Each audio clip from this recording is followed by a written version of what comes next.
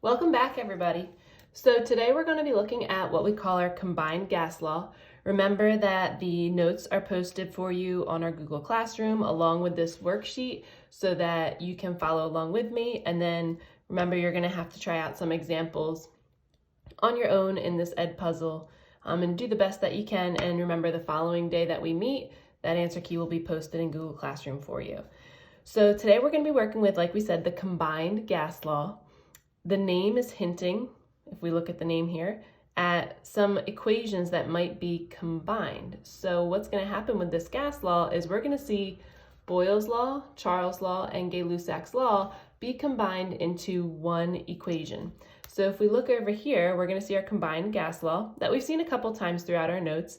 It's P1V1 over T1 equals P2V2 over T2. So this is going to look like all three of those gas laws kind of combined into this one big equation. So we're going to try out the first one together, number one. We're going to start out by reading through it and just cataloging the information that they give us. A balloon has a volume of 810 milliliters. All right, let's go ahead and write that down. So we know V1 is 810 milliliters. It's at a pressure of 750 torr. Okay, that's going to tell me my pressure. P1 is 750 torr. And it's at a temperature of negative 77 degrees Celsius. So T1 is negative 77 degrees Celsius. Remember, right when we see Celsius with any of these gas laws, we have to add 273 to convert to Kelvin. And if we add that to negative 77, we should get 196 Kelvin. The balloon is removed from this temperature and allowed to warm to room temperature, which they're telling us is 25 degrees Celsius. So T2 is going to be 25 degrees Celsius, same as right above. As soon as we see degrees Celsius, we want to convert this to Kelvin. And so if we add that 25 plus 273, that'll give us 298 Kelvin. In a pressure chamber at 3 atm. Okay, so P2 is going to be 3 atm. They want us to calculate the final volume. So V2, that's what we're solving for. We don't know what V2 is. That's what we're going to be looking for. Okay, so with all this information that we have, our temperatures are converted into Kelvin. That's great. Volume, we have milliliters, and we're solving for V2. So when we solve for V2, we know that we're going to get milliliters as our units. Remember, they just have to match. They don't have to be in liters. They don't have to be in milliliters. So whatever you're given, we can keep it simple, make our lives easier, and just know that our final answer will be in the units that we started with, so milliliters. Last thing we have to look at are pressure units. So we have torr and atm. We can use either one of these, but remember, they have to agree. Our units for pressure, and for volume for that matter, they have to agree.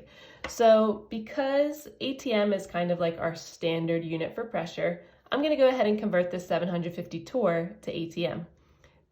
Without a doubt, you could convert this ATM to torr if you'd prefer that, but I just think converting to ATM is usually the way that I go if I have to make sure that my units agree. So to do this, remember we set up a little bit of dimensional analysis, and I'm going to bring this right up here real quick to remind us of our conversions.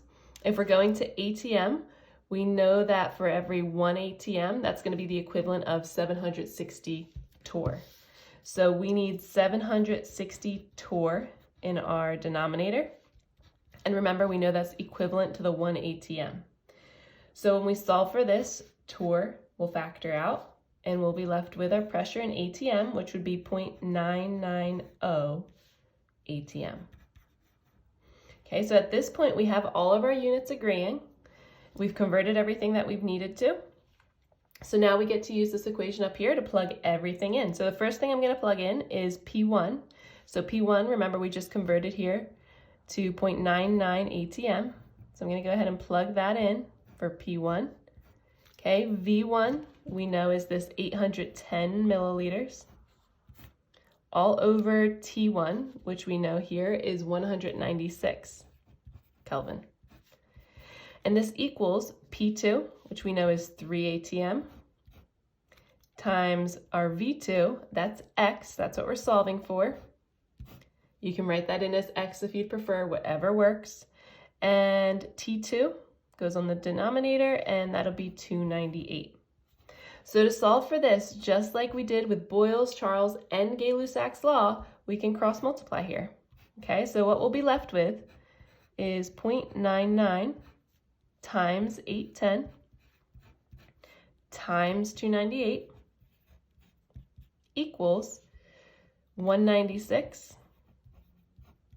times 3 times V2, or times X. Okay, so to solve this, what we're going to have to do is multiply 0.99 times 810 times 298, and then we're going to divide by whatever we get over here, this 196 times 3, so that our unknown is left on the side by itself. Okay, so we're going to divide both sides by that 196 times 3. We're going to plug all this into your calculator. If you need to, break it down in steps. Maybe first multiply out your numerator, multiply out your denominator, and then divide the two. And when you do that, you should find you get 406.4. Remember, we said our units would be in milliliters, since the units we started with for volume were milliliters as well. So hopefully this helps. Remember, you have these conversions that you can use if you need to convert pressure, if you need to convert your temperature. And then as you look down below number 1, you're going to see 3 problems that you can try out. I'm going to link a couple of these in the Edpuzzle video for you to try. And don't forget, our next class, these answers will be posted so you can find out where your mistakes were. And then if you have questions, please feel free to reach out. All right, I'll talk to you soon, and good job.